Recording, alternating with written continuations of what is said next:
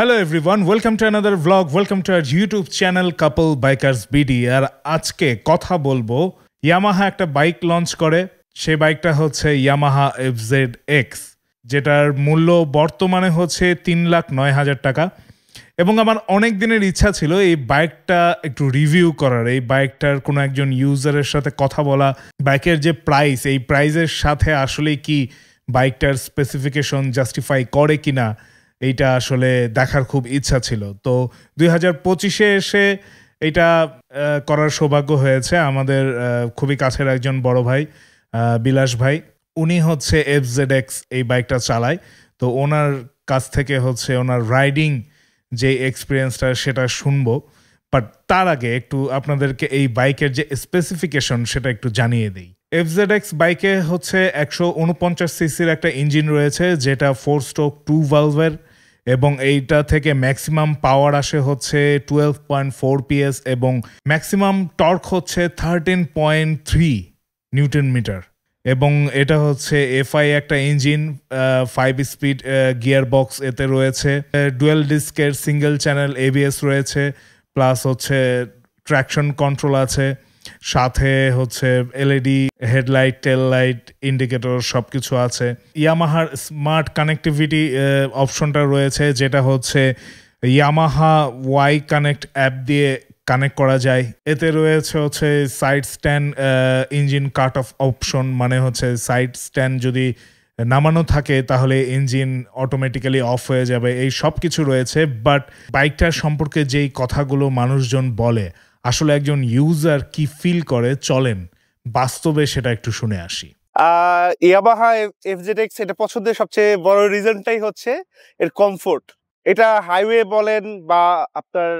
আমাদের ঢাকায় বলেন কারণ কমফোর্টটা খুব বেশি পাওয়া যায় যেটা আমি অন্য বাইকে পাই নাই সো বাইকটা চেঞ্জ করার আগে ফার্স্ট আমার টার্গেট ছিল কমফোর্টটা আমার জন্য এবং আমার ওয়াইফ সাথে যেহেতু আমার সাথে ট্যুর করে সো কমফোর্টটা আমাদের মেন টার্গেট ছিল আমি কয়েকটা বাইক ট্রায়াল দিয়েছি যেমন FZS ভার্সন 3 তারপরে হচ্ছে FZX এবং আপনার দিয়েছি হচ্ছে হর্নেটো সো সবগুলোর মধ্যে আমার কাছে মনে হয়েছে FZX এর যে কমফোর্টটা সেটা আমার জন্য বেস্ট এবং আমি হচ্ছে ট্রায়াল দিয়েছি আগে তারপরে ওয়াইফকে নিয়ে একটা ট্রায়াল দিয়েছি দুইজন মিলে স্যাটিসফাইড তারপরে আমি এই বাইকটা কিনেছি এটা হচ্ছে মেন রিজন কেনার পেছনে আমি প্রিভিয়াস চালাতাম হচ্ছে অ্যাপাচি 4V সো ওইটা হাইওয়ের জন্য অনেক ভালো লোকাল ঢাকার সিটির জন্য অনেক ভালো বাট ওইখানে একটা প্রবলেম আছে যেটা ওটা স্পোর্টস বাইক যেহেতু বাইকটা চালানোর সময় দেখা যায় একটু নিচে ঝুঁকে চালাতে হয় আমার হচ্ছে আসলে এটাতে দেখা যাচ্ছে যে আমার কন্টিনিউয়াস হাতে একটা পেইন হইতো সো এই পেইনটার জন্য আসলে আমি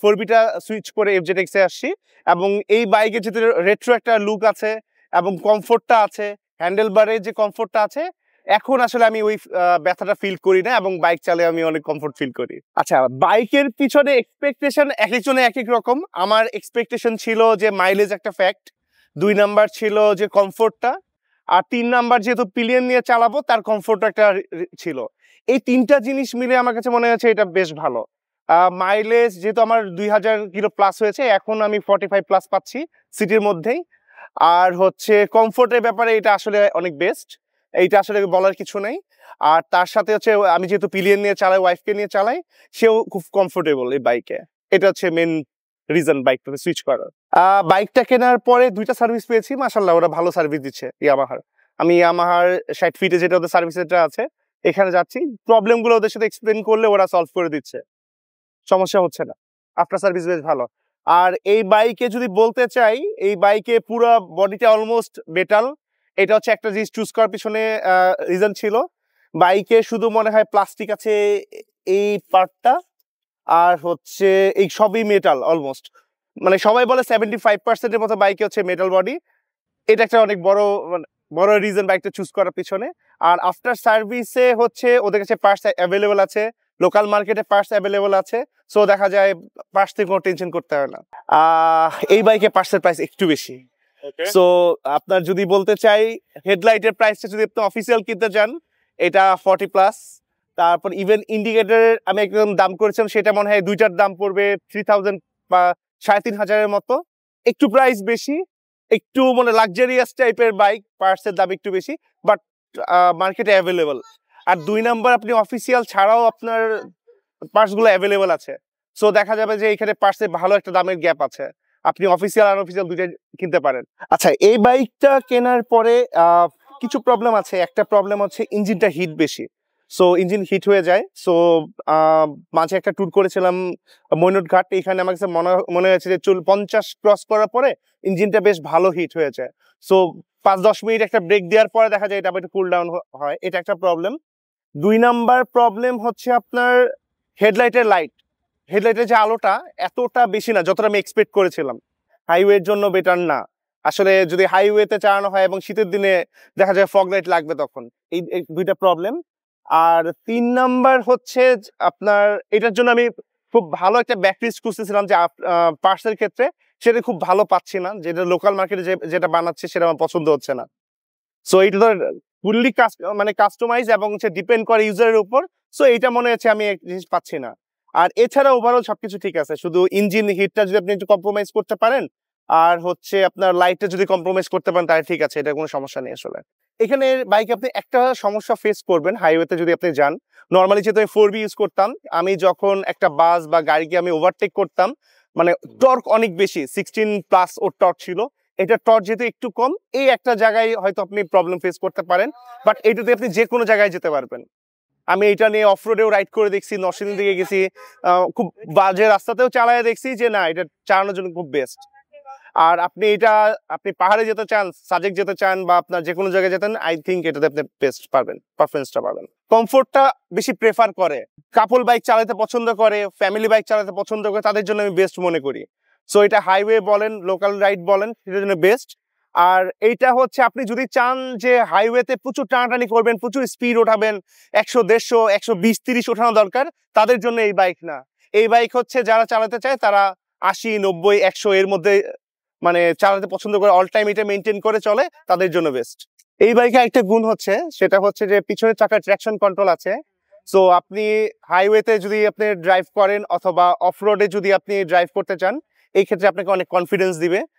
যেটা হচ্ছে অফরোডের ক্ষেত্রে দেখা যায় স্কিড করে, বা হাইওয়েতেও দেখা যায় অনেক সময় স্কিড করে, বৃষ্টির দিনে স্কিড করে। এই ঝামেলাগুলো আপনি ফেস করবেন না ট্র্যাকশন কন্ট্রোল থাকার জন্য। সো বিলাস ভাইয়ের কাছ থেকে তো জানলাম তার এক্সপিরিয়েন্স এবং সে কি ফিল করছে এই বাইকটা নিয়ে, ইয়ামাহা কি ধরনের সাপোর্ট দিচ্ছে, এই বাইকের কোনটা তার ভালো লাগে, কোনটা তার খারাপ লাগে, এই বাইক যে এক্সপিরিয়েন্সটা দিচ্ছে বা এই বাইকের যে স্পেসিফিকেশনটা আছে এটা কি জাস্টিফাই করে, আর জাস্টিফাই করলে কতটা জাস্টিফাই করে। যেখানে বাংলাদেশে এখন সুযোগ তৈরি হচ্ছে অনেক ধরনের বাইকের, সো সেখানে এই প্রাইসটা এই বাইকের জন্য আসলে কতটা জাস্টিফাই করে, এটা আমি আপনাদের কাছ থেকে জানতে চাই। কারণ আমার মতে এই প্রাইস, এই স্পেসিফিকেশন জাস্টিফাই করে না। আমার কাছে বাইকটা চালায়, বাইকটার স্পেসিফিকেশন খুবই ভালো, এটা আমি বলবো না যে এটা একটা খারাপ বাইক, বাইকটা ভালো, বাইকটা যেই ক্যাটাগরির সেই ক্যাটাগরি অনুযায়ী বাইকটা ভালো। বাট এই বাইকটা যে স্পেসিফিকেশন রয়েছে সেইটার সাথে আমার মনে হয় যে প্রাইসটা তারা রাখছে এটা একদমই জাস্টিফাই করে না। এটা আমার মতামত। আপনাদের মতামত কমেন্ট সেকশনে জানাবেন, কারণ আমি জানতে চাই যে আমার মতামতের সাথে আপনারা কতটা একমত। এবং একটা বিষয় জেনে খুবই ভালো লাগলো যে জানুয়ারির 12 তারিখ থেকে আমাদের বহুল প্রতীক্ষিত যেই কোম্পানির বাইকটা আমরা বুকিং দিয়ে বাংলাদেশে সাড়া জাগিয়ে তুলেছি, রয়্যাল এনফিল্ড, অবশেষে ইফাদ মোটরস 12 তারিখ থেকে সেটা বাজারজাত করতে সক্ষম হবে। তো এইটা নিয়ে অনেকেই প্রশ্ন করেছিলেন যে কেন রয়্যাল এনফিল্ডের এই প্রবলেমটা হচ্ছে। আমি ছোট্ট একটা উদাহরণ দিই, সেটা হচ্ছে যে সাপোজ আপনি দাওয়াত করেছেন, কোনো বিশাল আয়োজন করেছেন, বাট আপনি রান্না করেছেন 1000 মানুষের, বাট আপনার রেপুটেশন বা আপনার পপুলারিটি এত বেশি এলাকায় যে আপনার এখানে দাওয়াত খেতে চলে এসেছে 7000 জন। এই জিনিসটাই প্রবলেম হয়ে দাঁড়িয়েছে ইফাত মোটরসের জন্য। কারণ রয়্যাল এনফিল্ড এমন একটা নাম, এমন একটা ব্র্যান্ড যার কোনো বিজ্ঞাপনের প্রয়োজন হয় না, যার কোনো এক্সট্রা পাবলিসিটির প্রয়োজন হয় না, কারণ এইটা একটা ওয়ার্ল্ড ক্লাস ব্র্যান্ড এবং এর কোয়ালিটি, এর পপুলারিটি যুগ থেকে চলে আসতেছে। আমার মনে হয় ইফাদ মোটরস সামহাও কোনো একটা জায়গায় রয়্যাল এনফিল্ডের যেই জনপ্রিয়তাটা রয়েছে সেটাকে একটু হলেও আন্ডার এস্টিমেট করছে। কারণ এটা আসলে তাদেরও দোষ না, তারা প্রথম বাংলাদেশে এটা নিয়ে আসছে। আই হোপ ফাইনালি তারা ভালোভাবে ডেলিভারিটা দেওয়া শুরু করবে। যেই মানুষগুলো বুকিং করে রেখেছে তারা অবশেষে তাদের স্বপ্নের বাইকটা পাবে এবং একটা ভালো এক্সপিরিয়েন্স তারা পাবে। ইয়ামাহা না তো, এসিআই মোটরস বাংলাদেশে ডিস্ট্রিবিউট করে। সো এসিআই মোটরসের উচিত তাদের মার্কেটিং স্ট্র্যাটেজি, তাদের প্ল্যান একটু পরিবর্তন আনা। তার কারণ এখন অপশন অনেক বেড়ে যাচ্ছে, মানুষ অন্য অপশনের দিকে তাকাচ্ছে। বাট ইয়ামাহার মতো একটা ওয়ার্ল্ড ক্লাস ব্র্যান্ড বাংলাদেশে যদি এভাবে ধীরে ধীরে অজনপ্রিয়তার দিকে আগায় শুধুমাত্র কিছু সিদ্ধান্তের ভুলের কারণে, সেটা খুবই দুঃখজনক হবে। তো আই হোপ এসিআই মোটরস তাদের স্ট্র্যাটেজিটা একটু পাল্টাবে, কারণ একই স্ট্র্যাটেজি একই ধাঁচে আগালে কেউ বেশি দিন টেকে না, এটা বারবার প্রমাণ হয়ে আসছে পৃথিবীতে। সো আই হোপ কিছু হলেও পরিবর্তন হবে, কারণ মার্চে তারা তাদের হায়ার সিসি আনতেছে। দেখা যাক তারা আসলে কোনো পরিবর্তন আনে কিনা তাদের স্ট্র্যাটেজিতে। আই হোপ আজকে হোয়াটস ইউর স্টোরিটা আপনাদের ভালো লেগেছে। সো আপনাদের বাইকের সাথে আপনাদের গল্প, আপনার বাইকের সাথে আপনার এক্সপিরিয়েন্স যদি শেয়ার করতে চান আমাদের সাথে বা আমাদের অডিয়েন্সের সাথে, তাহলে চাইলে ফেসবুকে যেতে পারেন, কাপল বাইকার্স বিডি ফেসবুক পেজে গিয়ে মেসেজ করে আমাদের সাথে কন্ট্যাক্ট করতে পারেন। আমরা তুলে ধরবো আপনার বাইকের সাথে আপনার গল্প। সো ভালো থাকবেন, সুস্থ থাকবেন। এখনও সাবস্ক্রাইব করে না থাকলে কাপল বাইকার্স বিডিতে সাবস্ক্রাইব করবেন। দেখা হবে পরবর্তী ভিডিওতে। আল্লাহ হাফেজ।